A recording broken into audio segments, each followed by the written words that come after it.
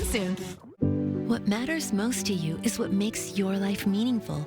At Ultimed, we get that. We make your health our priority so you can focus on enjoying those treasured moments. With comprehensive health services under one roof, you can get your lab work done, take your kids to the pediatrician, and pick up dad's prescriptions all in one visit, giving you more time to do what you love.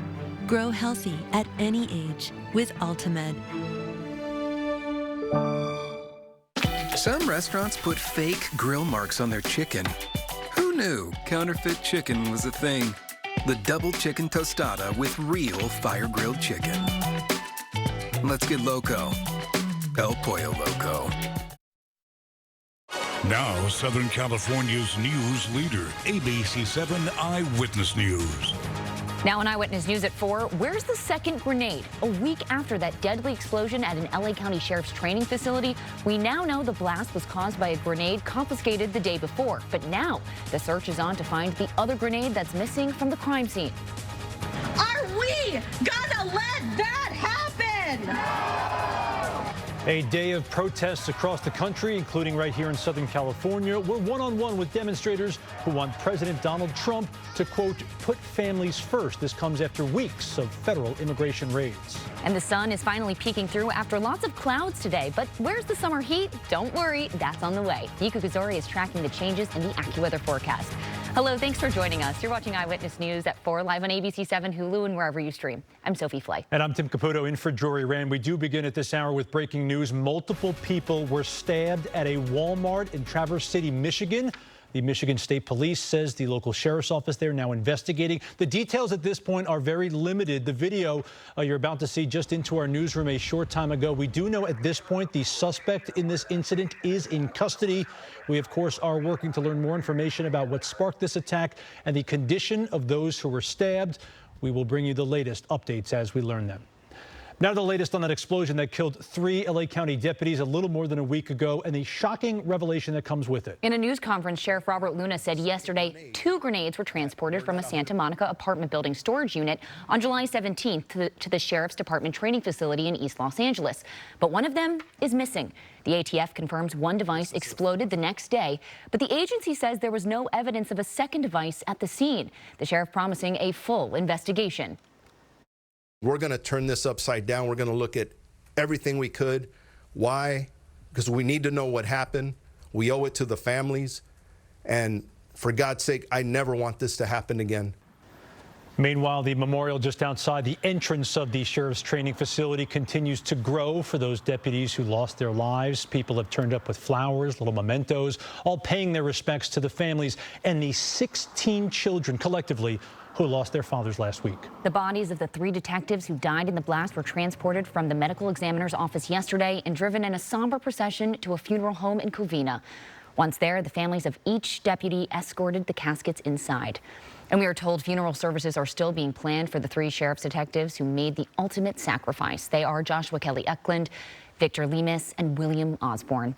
Sheriff Robert Luna says he and his department and federal agencies are working extensively to investigate this tragedy, and our team is doing the same. Stick with Eyewitness News. We'll bring you the very latest on air on abc7.com and on our free ABC 7 Los Angeles app.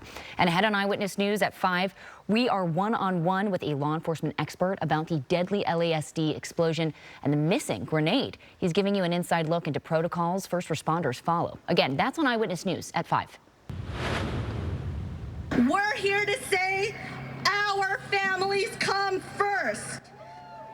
New at 4 across the country, a national day of action for families. They're angry over the passage of President Trump's so-called One Big Beautiful Bill and what it means for families everywhere. Eyewitness News reporter Tim Pulliam joins us live from downtown LA with more. Tim. Guys, this group says this protest is not just a protest, but it is a mass effort to organize against policies that are hurting Black and brown families. It is a huge, ugly lie. Because the truth. This rally is called Families First. It's a national demonstration happening across the country. Today, they are speaking out against the Trump administration's immigration policies. They also believe lawmakers' approval of Trump's so-called One Big Beautiful Bill will harm working-class families of every race, and they are calling on Congress to repeal the bill. So let's be clear. The Medicaid cuts were just the beginning. This administration and its minions are working to push through additional cuts that target health care, education, housing, food assistance, disaster response, and even labor enforcement. Boo! Can't take it no more. Can't take it no more. This is video of Families First rally in Riverside by City Hall. The White House says the budget bill will provide historic investments, especially toward rural health care. The administration says part of the budget will provide $50 billion over 5 years to improve access. There were at least 10 rallies, just like this one behind me, across California today. Tim Pulliam, ABC 7 Eyewitness News. Tim, thank you. Well, it's a case that made national headlines in the recent immigration raids across Southern California. A father of 3 Marines thrown to the ground by federal agents and taken into custody. And yesterday, Narciso Barranco spoke for the first time since his release. Eyewitness News reporter Leticia Juarez has the story. Narciso Barranco walked down the steps of the historic Orange County Courthouse surrounded by supporters. The 48-year-old visibly emotional as he spoke out for the first time since he was released from an Adelanto detention facility. Buenos días. Mi nombre es Narciso Barranco. Back on June 21st, he was detained while at his landscaping job outside an IHOP in Santa Ana. The encounter captured on video shows federal agents punching Barranco in the head and neck while face down. He was thrust into the spotlight because of the injustice he experienced, despite the personal sacrifice he and his family made for our country. Barranco's story gained national attention as the father of 3 U.S. Marines. His family rallied the community who turned out and demanded his release. His attorney, Lisa Ramirez, translating his words to supporters. Quiero tomar un momento. I want to take a moment to express my deepest gratitude for the immense support my family and I received during the time I was away. The weight of his ordeal while in detention overwhelming him with emotion, not for himself, but for 2 fathers he met while in detention, one with a young daughter and the other with a disabled son. I respectfully ask, please grant them bond. Don't take away the chance for these families to be reunited. Ramirez echoing her client's sentiment. There are thousands like Mr. Barranco Santibanez, hardworking individuals that have been here for decades with U.S. citizen family members and no criminal history that are being unjustly incarcerated.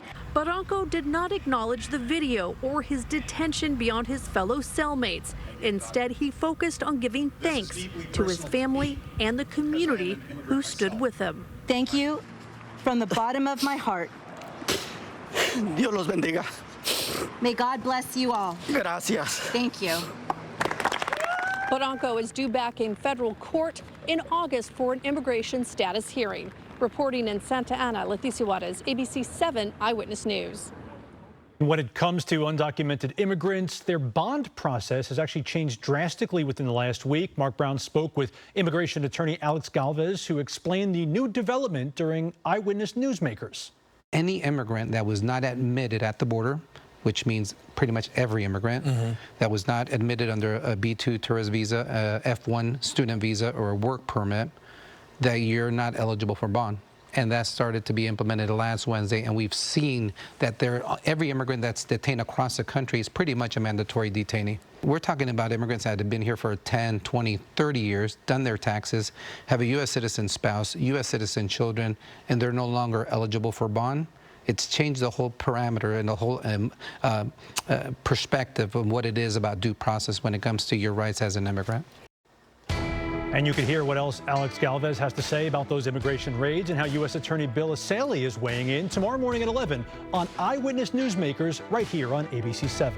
Well, the Rams preseason is almost here, and there's a lot of excitement and optimism for the team this season. You can get ready to hear those Who's House chants. We're taking you inside the Rams training camp with the one and only Kurt Sandoval.